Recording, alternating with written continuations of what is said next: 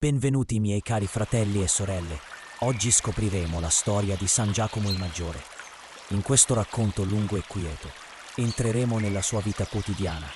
Lo seguiremo nei suoi viaggi, ascolteremo i racconti dei miracoli a lui attribuiti e ci soffermeremo, infine, sulle tracce misteriose e culturali che ha lasciato in Europa e nel cuore di milioni di pellegrini. Prima di iniziare, aiuta a diffondere la parola del Signore mettendo un like al video e iscrivendoti al canale, ma solo se davvero ti piace ciò che faccio qui e vuoi contribuire in modo semplice a portare la luce nelle tenebre. Scrivimi anche nei commenti da dove stai guardando e le emozioni che stai provando. Immagina che la notte sia calata dolcemente sul mondo. Tutto si fa più lento, i suoni si attutiscono e un senso di quiete comincia a farsi spazio nella tua mente. In questo momento sospeso, ti invito a lasciarti accompagnare in un viaggio tranquillo, tra le trame della storia, della fede e della memoria. Un viaggio che ci conduce a scoprire chi era davvero San Giacomo il Maggiore.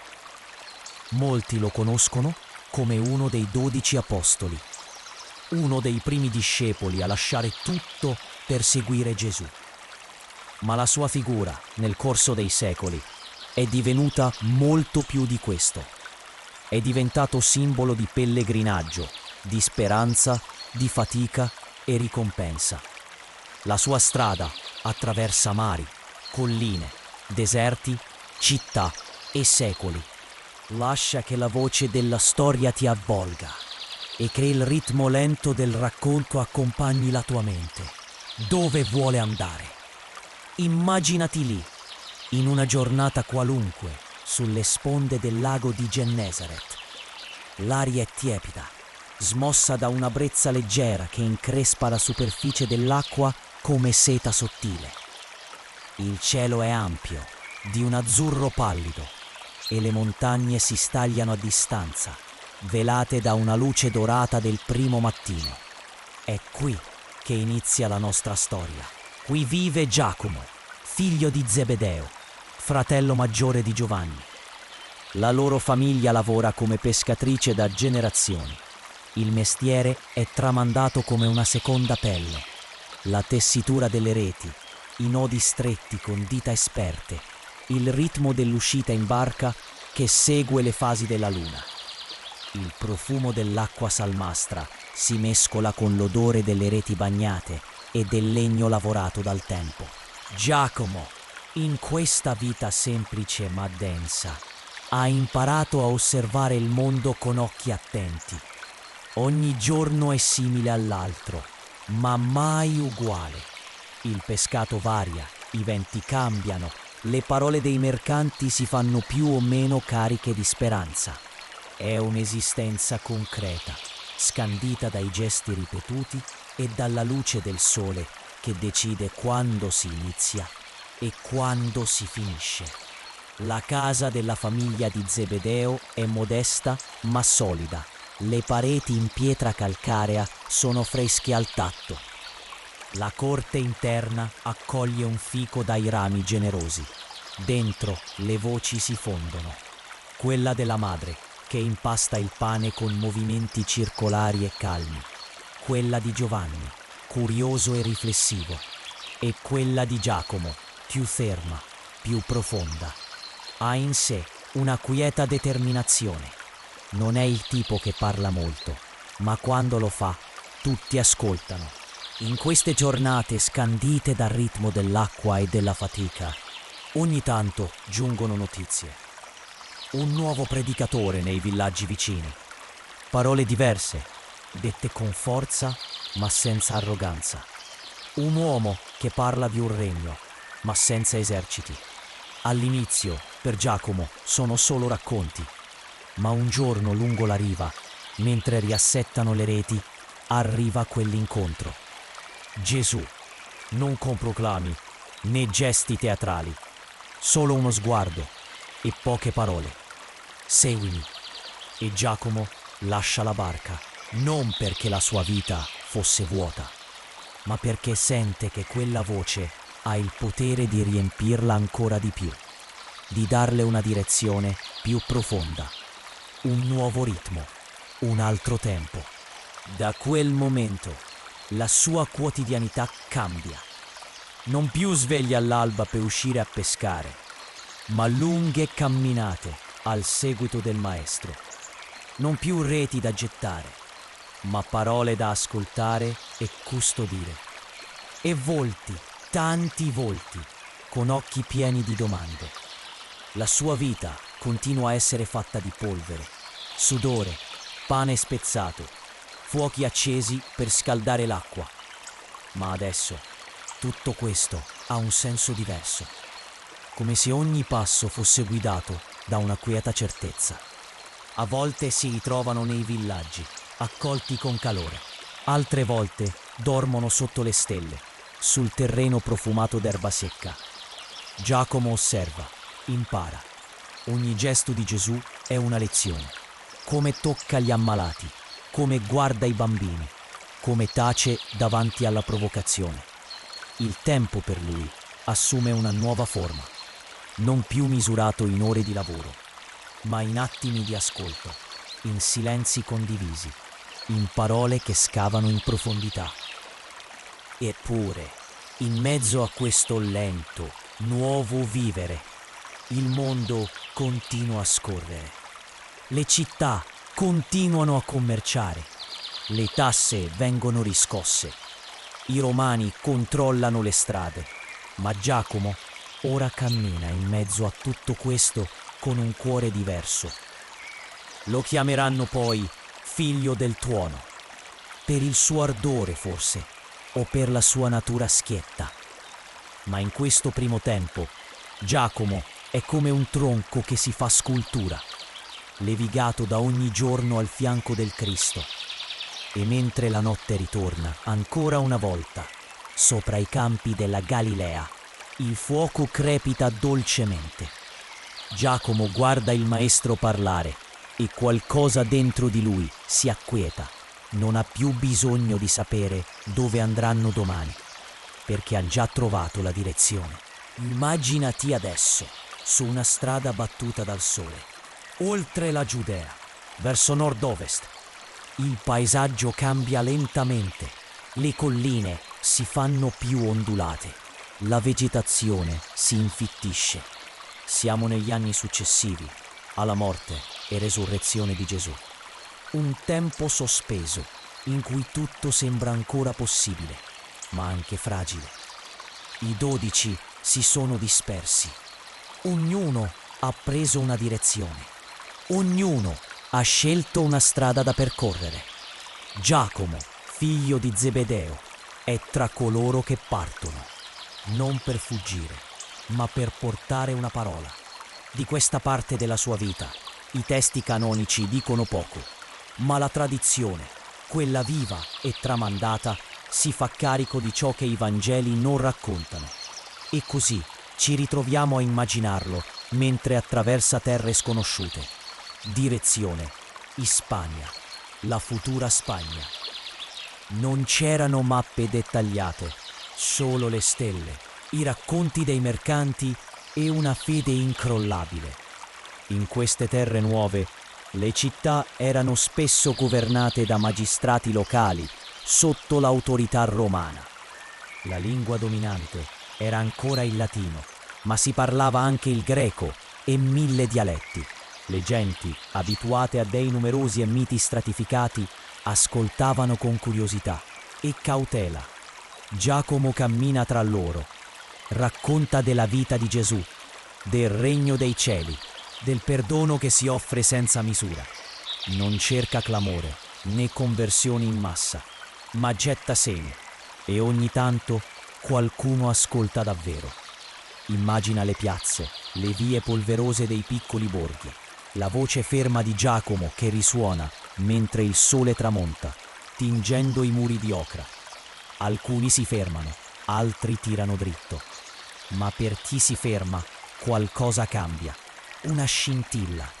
Si dice che durante il suo soggiorno in Ispania, Giacomo abbia incontrato difficoltà. Come accade sempre, quando si cerca di cambiare qualcosa. L'indifferenza, lo scherno e talvolta l'ostilità. Ma anche piccoli germogli di comunità che si formano intorno al messaggio. Un racconto molto amato, emerso nei secoli successivi, narra che la Vergine Maria, ancora viva e presente a Gerusalemme, si sarebbe apparsa a Giacomo sulle rive dell'Ebro. È la città che diverrà Saragozza. Lei, sopra una colonna di pietra, lo avrebbe incoraggiato a non abbandonare la sua missione. Un'apparizione che non spaventò, ma rincuorò. Un momento silenzioso, di dolce conforto. Alla fine, Giacomo ritorna a Gerusalemme, forse stanco, forse con il cuore colmo. È l'anno 44 d.C. La città è tesa, agitata. La predicazione cristiana è vista con crescente sospetto e il re, Erode Agrippa I, cerca il favore del popolo e dei capi religiosi.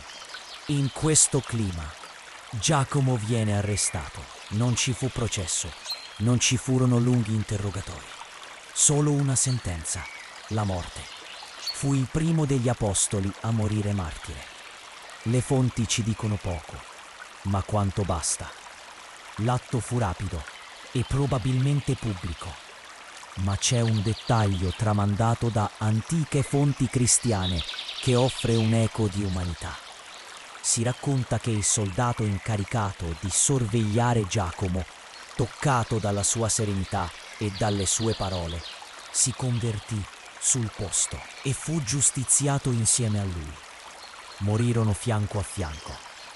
Una scena silenziosa nella calura del giorno.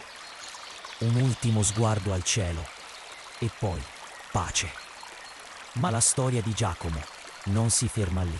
Secondo una tradizione radicata nei secoli, il suo corpo fu trasportato dai suoi discepoli fino alle coste della Galizia, in Ispania. Il viaggio fu lungo, forse leggendario. Le onde furono compagne, il vento custode, e fu lì, in quella terra verde e battuta dalla pioggia, che il suo corpo trovò riposo.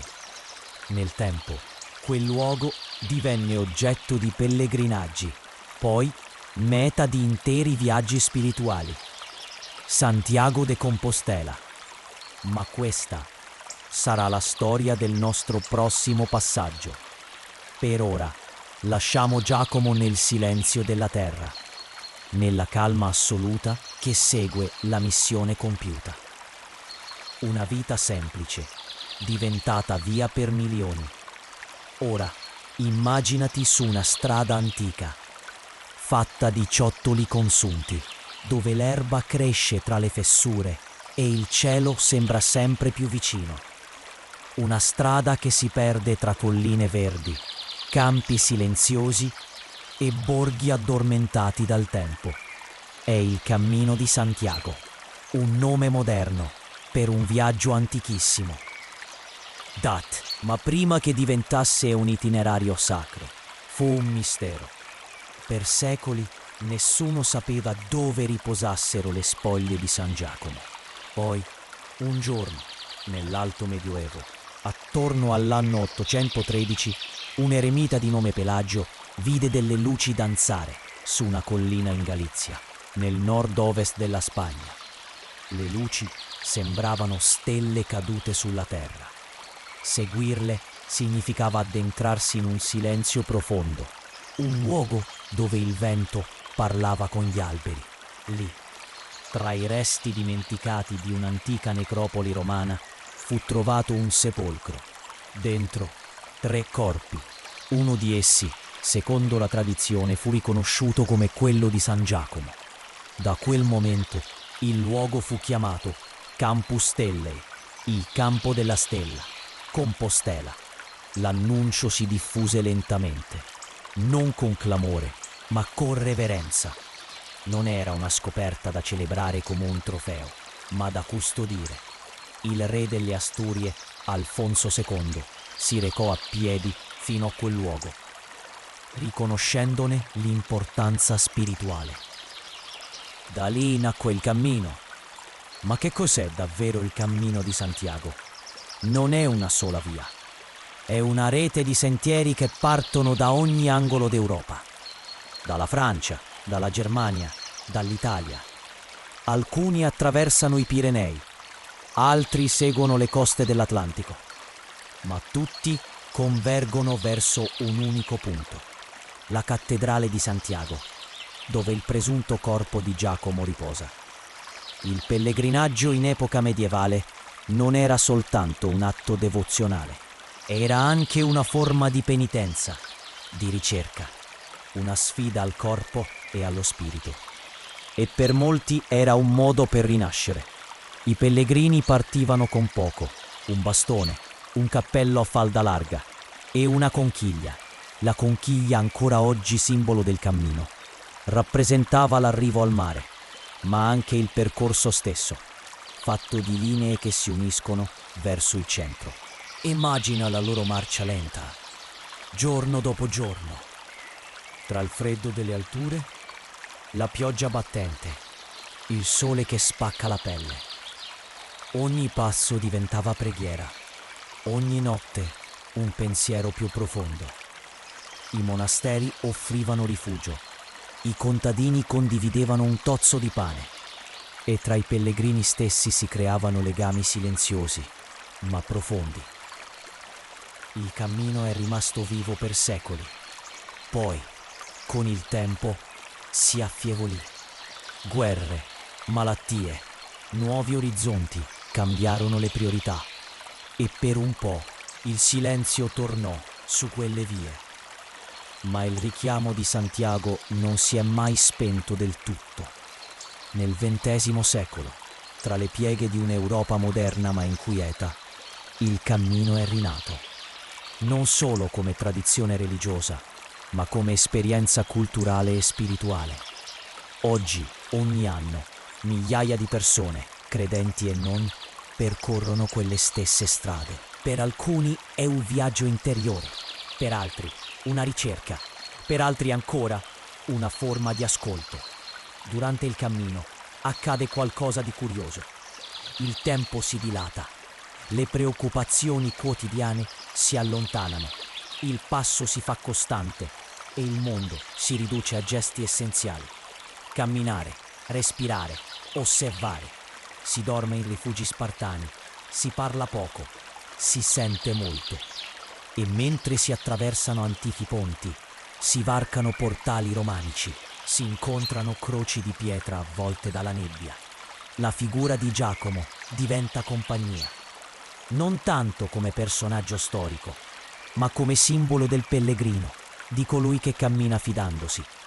Là dove la fatica si fa più dura, si ricorda la sua scelta.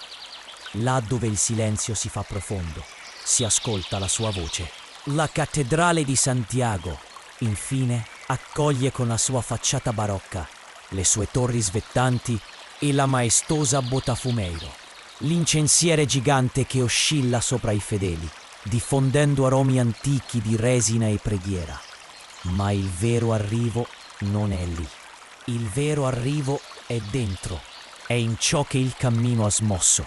San Giacomo nella cultura europea è diventato il santo del viaggio, della trasformazione, del passaggio. E il suo mistero non è quello della sua tomba, ma di come, dopo 2000 anni, ancora oggi cammina con noi. Lascia ora che la mente si posi su una strada tra i campi. Senti la ghiaia sotto i piedi, l'aria fresca del mattino e immagina di vedere laggiù in fondo una piccola conchiglia scolpita su una pietra. Il cammino è sempre lì. Inizia ogni volta che scegli di ascoltare. Immaginati ora in una piccola chiesa romanica sperduta nella campagna castigliana. Le pareti, spesse e fredde, sono decorate da affreschi sbiaditi. Tra le immagini c'è un cavaliere, armatura lucente, mantello al vento e sotto gli zoccoli del suo cavallo guerrieri mori, atterriti. Sopra un alone d'oro. È San Giacomo. Ma come è arrivato l'umile pescatore della Galilea, a divenire Santiago Matamoros, il santo che appare in battaglia? La risposta si trova nel cuore della tradizione medievale, non nei Vangeli, non nei testi ufficiali, ma in quella corrente sotterranea di racconti popolari, visioni e cronache tramandate nei monasteri. Una memoria che fonde fede e simbolo, storia e speranza. Durante la Reconquista, il lungo periodo di oltre 7 secoli in cui i regni cristiani cercarono di riconquistare territori iberici caduti sotto dominio islamico, la figura di San Giacomo acquisì un volto nuovo. La leggenda più nota narra che durante la battaglia di Claviggio, nell'anno 844, le truppe cristiane, stremate, furono improvvisamente soccorse da una visione. Un cavaliere bianco, apparso dal nulla, guidava la carica con un'impetuosa forza. Quel cavaliere era Giacomo. Da allora fu invocato come patrono della Reconquista. Santiago e Tierra España divenne il grido di guerra. Eppure, nonostante l'immagine marziale, la fede popolare ha sempre mantenuto una doppia visione del santo.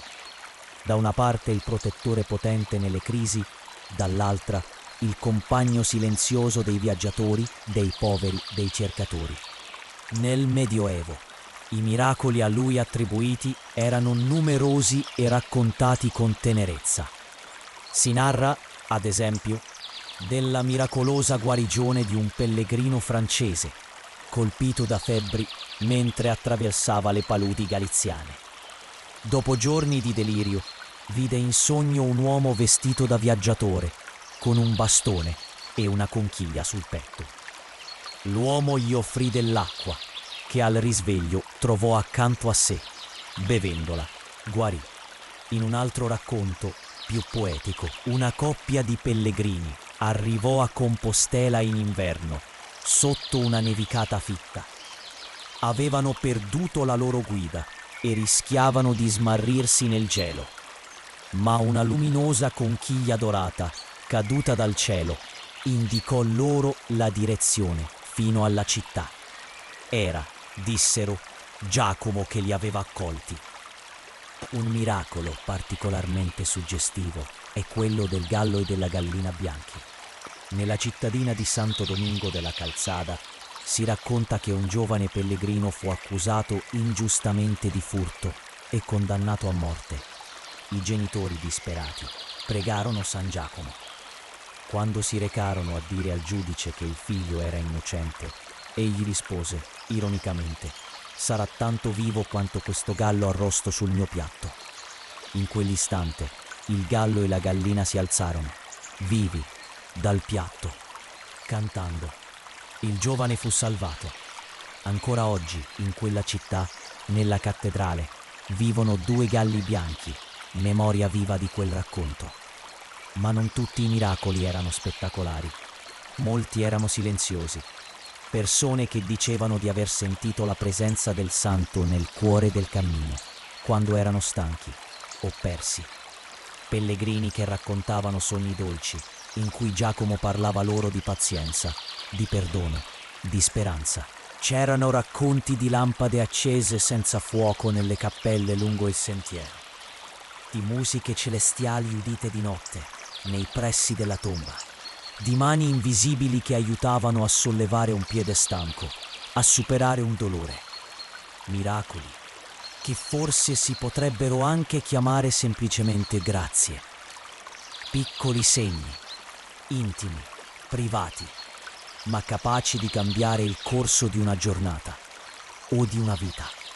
Nel corso dei secoli, la devozione a San Giacomo si è arricchita di queste storie, alcune probabilmente nate attorno al fuoco, nei rifugi dei pellegrini, altre riportate da cronisti e vescovi, ma tutte condividono un tratto comune: la sensazione che Giacomo non sia mai davvero lontano, che appaia quando serve, non come un eroe, ma come un fratello maggiore, un compagno di strada, uno che conosce il peso della polvere, la stanchezza delle ginocchia la sete che non è solo di acqua. E così, anche oggi, tra le cappelle isolate del cammino, molte persone accendono una candela e lasciano un biglietto. Poche parole, scritte con mano tremante. Aiutami, grazie, accompagnami ancora un po'. Non ci sono tuoni, non ci sono visioni, ma nel silenzio qualcosa si muove. San Giacomo il Maggiore continua a camminare, con chiunque, ovunque, lo invochi con cuore sincero. E ora che la nostra narrazione volge al termine, immaginati ancora lì, su quel sentiero antico, dove il tempo sembra rallentare e le parole si fanno leggere. Hai camminato tra uliveti e campi di grano, lungo colline punteggiate di sassi e viole selvatiche. Hai seguito la figura di un uomo semplice, pescatore della Galilea, che ha camminato con determinazione nel vento della storia fino agli estremi confini del mondo allora conosciuto. Lo hai visto seguire il Maestro lungo i sentieri polverosi della Giudea. Lo hai visto imparare il silenzio, conoscere la delusione, poi farsi testimone di un annuncio che avrebbe cambiato il mondo. Hai seguito il suo nome fino alle coste della Spagna. Ne hai ascoltato la voce attraverso leggende, manoscritti, pietre consumate dai pellegrini. E, forse, ti sei ritrovato a camminare anche tu. Magari solo con la mente, magari solo per un attimo. Per te il cammino di Giacomo non è fatto solo di tappe geografiche. È una traiettoria dello spirito, una linea tracciata nella polvere, che ogni generazione può ripercorrere, con le proprie domande e con il proprio passo. C'è qualcosa di profondamente umano e profondamente consolante in tutto questo. Una figura che non impone, che non irrompe, ma che si lascia intravedere come una lanterna lontana in una notte senza luna. Nel presente, mentre le luci elettriche brillano fioche e le città non dormono mai, c'è ancora chi, alzandosi prima dell'alba, stringe il bastone del pellegrino e comincia a camminare, non perché debba, ma perché qualcosa dentro lo spinge a farlo, come se da qualche parte il richiamo di una stella, quella che guidò Pelagio a Compostela, risuonasse ancora, discreto, calmo, inesorabile. E se anche tu ora, da dove sei, sentissi quel richiamo, forse non hai bisogno di partire. Forse basta ascoltare il ritmo del cuore che pulsa piano, ascoltare la memoria che ritorna leggera, ascoltare il silenzio che non è mai vuoto. San Giacomo, il Maggiore, oggi non appare più in armatura bianca, non guida eserciti, non brandisce spade, ma forse appare in altro modi, nel volto gentile di chi ti tende la mano, nella parola calma di chi ti accompagna, nella decisione queta di proseguire, anche quando tutto sembra fermo. La sua vera arma, dopo tutto, è sempre stata la fede semplice, la fiducia in un sentiero, anche quando non se ne vede la fine. Così, chiudi gli occhi se vuoi, lascia che la mente ripercorra lentamente quel cammino, dalla riva del lago di Tiberiade, fino ai sentieri di Galizia, e poi ancora dentro di te.